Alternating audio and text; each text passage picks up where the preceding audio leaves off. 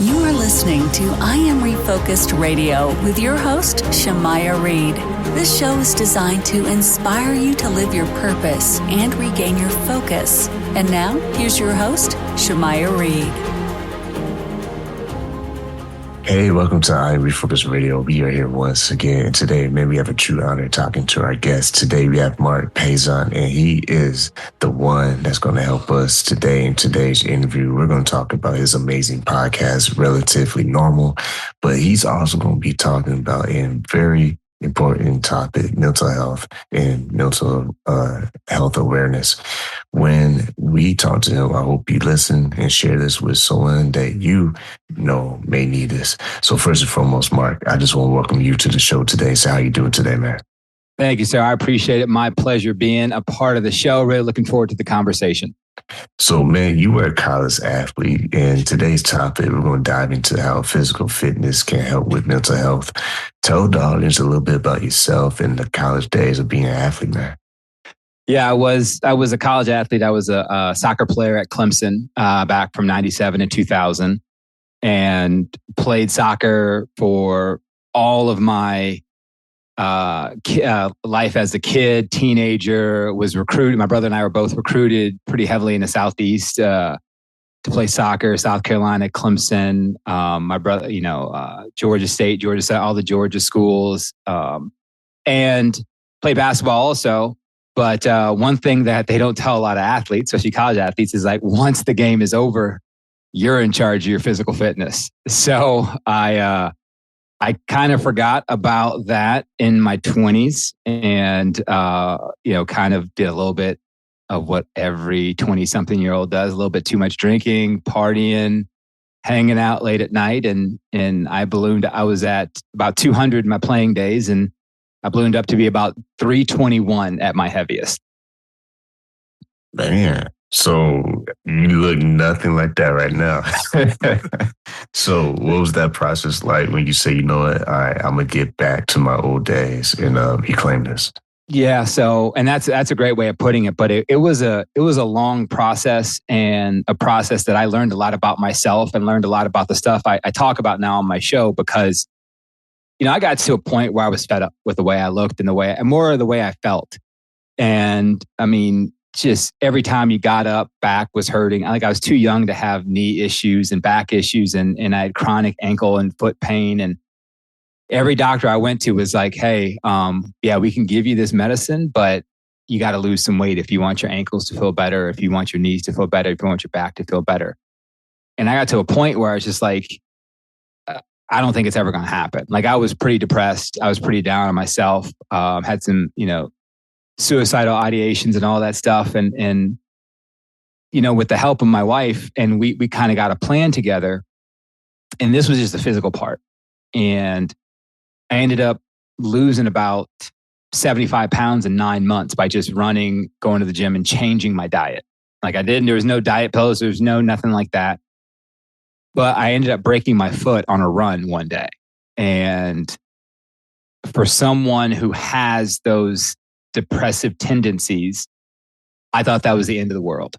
Had to have 2 surgeries. Was in a cast for 6 months. Navicular fracture. Look it up. It's a pretty painful process. And I just thought, okay, that's it. Like, dad mode on. I had my girls by that point, and khakis and Asics. It is like that's who I'm going to be. And thank goodness my doctor went in and kind of did some cleaning up, and I felt better. I'm like, okay, let me try this again. And this is the part where it gets kind of iffy, because I end up losing the weight. I end up losing more weight, and I feel good about myself. But mentally, I still feel like that overweight guy. Like, mentally, I look in the mirror and I still have that issue nowadays. I'm working through that now. But I had to start being intentional with both my physical and my mental health. I thought once I lost the weight, I'd be cool. I'd be like, all right, I'm happy now. I'm good. But that wasn't the case. And you'll see it. There's data that proves that a lot of people who lose a large amount of weight have the same amount of depression and anxiety than they did when they had the weight. So that's why, if you have a personal trainer, think of that person helping with your body. You have to do the same thing with a therapist or a life coach or a psychologist. You have to do the same thing for your mental and work on them together and have them help each other. It's not one versus the other. They have to help each other. Man, and you are someone that we gotta have people like you speak and talk because there's so much resources out there. And yes, if you're listening to this right now, we do encourage you to seek professional help. But you having the platform now, like I said, Right. you have a podcast where you're able to talk about certain topics that hit close to home, and you also have guests that can touch on these topics that are very needed for communities out there. When you are having your bad days, how do you keep yourself like motivated to say, you know what, all right, I'm having a tough day, but I'm gonna just find a way to get through this?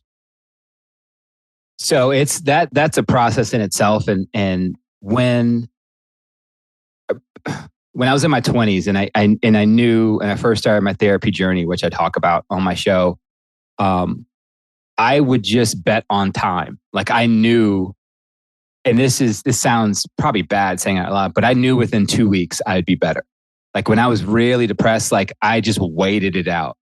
Like I didn't work on it. Like I didn't do any of that. I just waited because I knew, because my brain functions this way. So I knew if I just waited 10 to 14 days, I would feel better. So I would have a really bad 10 to 14 days working, spending time with my girlfriend or wife, because I'm sure I was dating her, and then we got married, had the same issues. So, and like it felt as bad as it sounds to say now. Like I was literally waiting it out. So now the thing about it is I've realized that this is who I am. This is my normal. This is how my brain functions. Like I could be in a really good spot in life, but my brain might tell me, nah, you're going to be anxious today. You're going to be depressed. Like this is what's going to happen.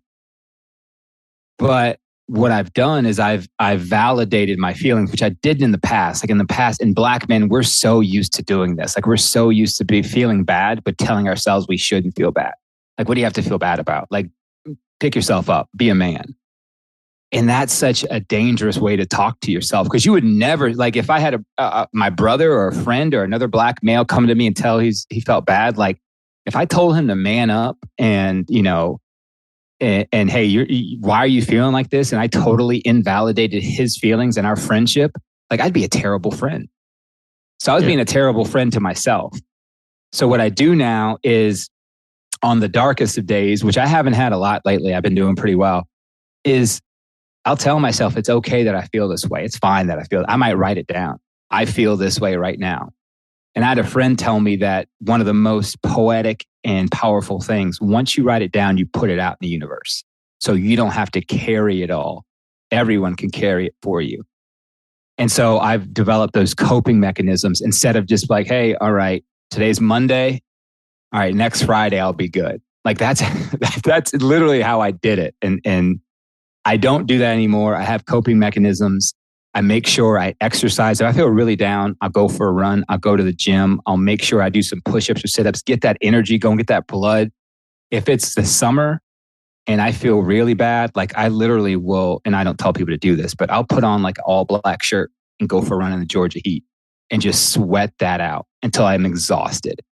And I feel so much better after I do that. When people are listening to this right now, and maybe someone has similar experiences, what is the starting point of how they can get started with the conversation about what they're going through? What's some of the things that they can pay attention to get the ball rolling? So, and that's the question, right? That is the question. Like that's the one everyone asks. Like, how do I even begin this conversation? How do I even ask my friend, like, what's going on with them? And the first thing I tell people, and again, I'm not a therapist, not a doctor, so, I'm not going to give you any medical advice. I'm not going to tell you anything like that.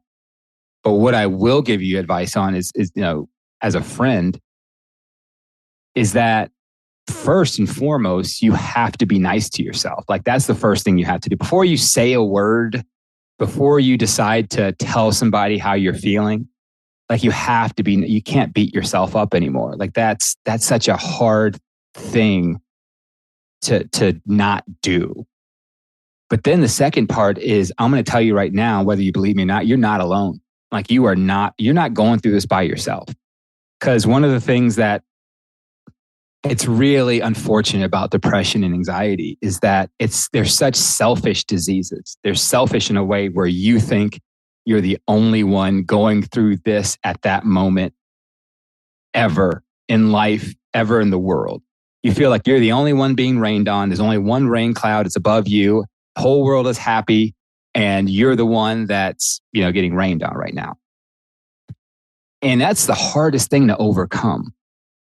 But what I've realized, and I think people realize once they open their mouth, is that once I opened up to people and said, hey, I'm not feeling well. Like I've been depressed for this. Like I can't get out of bed. It's hard for me to do this, that.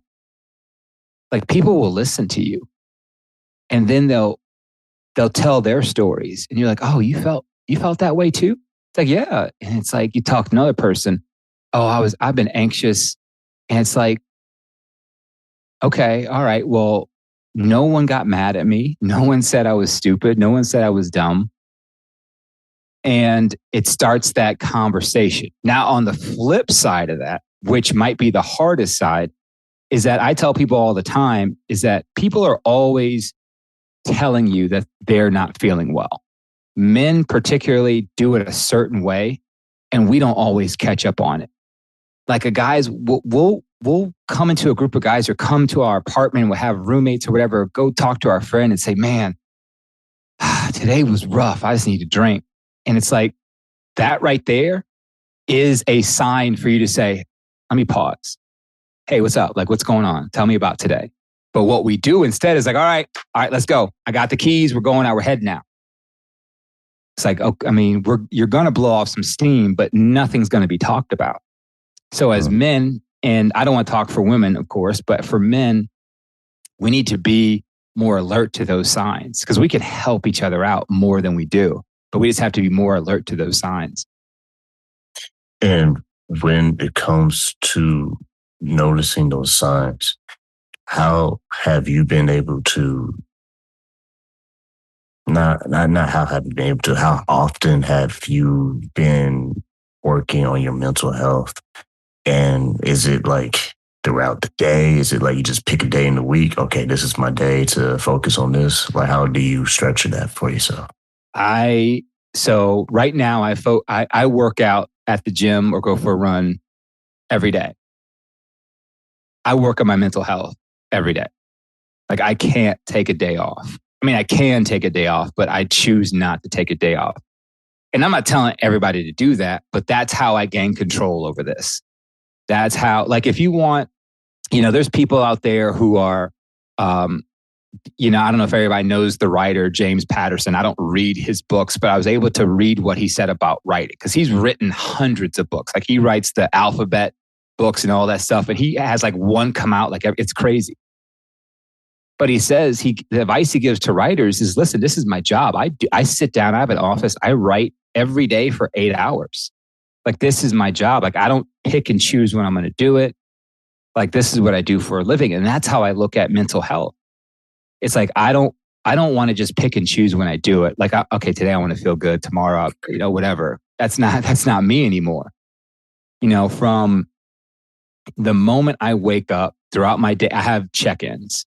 I make sure, and here's the thing, which is cool about me now, is that if I'm tired, if I'm listless, if I'm just don't have it that day, I'm cool with that. I let myself rest or relax, or I take a nap. Like before, I just power through everything.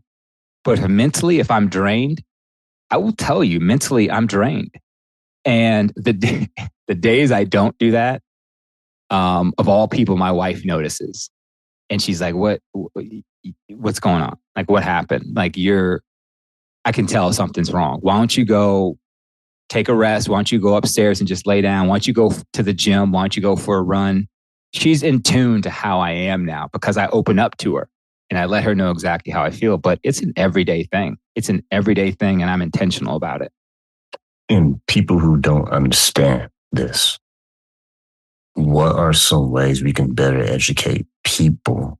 Because there's always a stigma with mental health and mental health awareness. What's some better ways we can educate people who do not understand this? Well, the first thing, and it's quite obvious, is please don't get your mental health information from TikTok. Like, don't get it from TikTok. Don't get it from Instagram. Like, I'm on Instagram, but I literally just post motivational things in my podcast. But you'll have these pseudo doctors, not even doctors, that'll go in and list, these are the 7 ways you can tell if you have anxiety. And then you go look at their bio, and they went to half a semester at UC Santa Barbara. And it's like, and even doctors get on TikTok and they're like, don't listen to TikTok. Like, what is wrong with you? So, but it's, here's the thing, and it's complex, simple yet complex. There is a stigma around mental health because at some point in someone's life, they were told either don't feel this way or don't talk about feeling this way. Or they went into a conversation with a parent or a loved one and they tried to open up, and that person wasn't equipped to handle that conversation. And so instead of finding someone who was equipped, they just forgot about it. They just pushed it to the side. We have to start this conversation. We have to be willing to be vulnerable.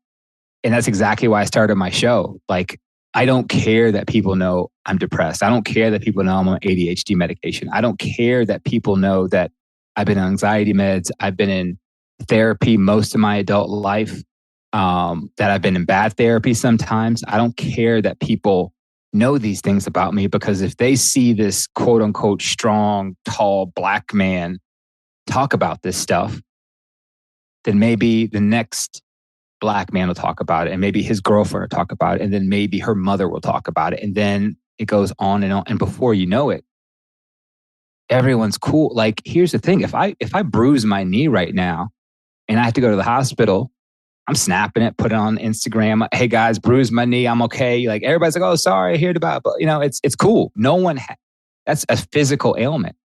We have to treat mental illness like it's a physical ailment. Like, just because you can't see it doesn't mean it's not real. And that's how we have to look at, mental health now. We have to continually talk about it. I'm going to continue to talk about it. I make sure I talk to my girls about it. I ask them how they're feeling. Before we even talk about what their day was like at school, I ask them how they felt about their day. Because I want to know what their feelings are like. I don't want them to hide their feelings. But to answer your question, simply, we have to talk about it and keep talking about it and keep talking about it. Because once we stop, that stigma just comes back. And I don't want that to happen. Like, I don't want it to happen at all. Once again, listen to I Refocus Radio, talking to our guest, Marc Paisant. You can go listen to his podcast, Relatively Normal. And man, one more question before we wrap this up with you. Someone listening to this right now, and maybe they may think they know someone who might be having symptoms of this, or maybe they do know someone, whether it's a friend or a family member or a coworker. What is a good way for them to be a good help for that person?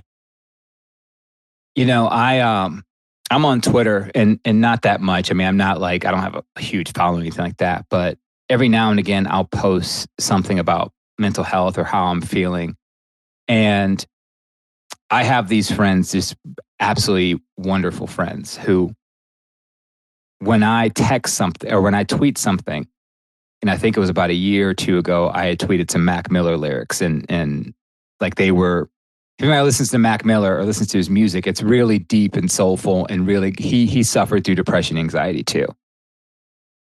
And all I wrote behind it was, depression sucks. I didn't say I was depressed. I didn't say anything like that. But within 20 minutes, I got a phone call. Within another 20 minutes, his wife called me. hey, Mark, just checking up on you. I saw the tweet. Like, I want to make sure you're okay. I want you to know that I love you. And this is coming from another dude. Like, I love you, man. And if you ever need to talk, please let me know. So what I'm trying to say is that people are like, whatever your circle of friends is right now, somebody's going through something. And don't look at mental health and don't look at this as such a bad thing. Look at it as something that you're just trying to, everyone gets stressed. Everyone gets anxious. Everyone gets nervous about a first date or about a test or about an interview or about whatever. They're late for a meeting. Everyone goes through something mentally. So just know that, know that. And it's not a bad idea. Before you talk about the game, before you talk about work, before you talk about girls, boy, whatever you talk about, have you ever just asked your friend how they're doing? And then shut up and listen to them. Like that's all. If you text somebody randomly, hey, we haven't talked in a couple of weeks. Hope you're well. If you're going through anything, please let me know. Like just the simple things. And it means a lot. So if we can just make sure that we understand that people are going through something, but we're available to help them. And it doesn't take money, doesn't take a lot of time. Usually it takes a text message, a phone call. That's it. How much is your friend's life worth? How much is your life? Is it worth 5 minutes? Is it worth 2 text messages? Probably worth a lot more than that, but that's all it takes. Man, if you listen right now, you want to help end this stigma, you need to share this episode and go listen to Marc's podcast, Relatively Normal. And I think this is a really important topic, man. I appreciate you helping educate us on this because I think more people can help play the role and not be that awkward moment where it's like they think they know everything. It's like, no, you really don't. You don't. And that's why I have guests on the show. Like I don't want to even tell you I know everything, but I want to help you find the answer. That's it. Man, once again, I want to say thank you to you, Marc Paisant, for taking time out of your schedule, man, talking about what you're doing and just helping the audience really learn about this important topic. And man, best wishes with everything you do in your podcast. What can people do to help support you?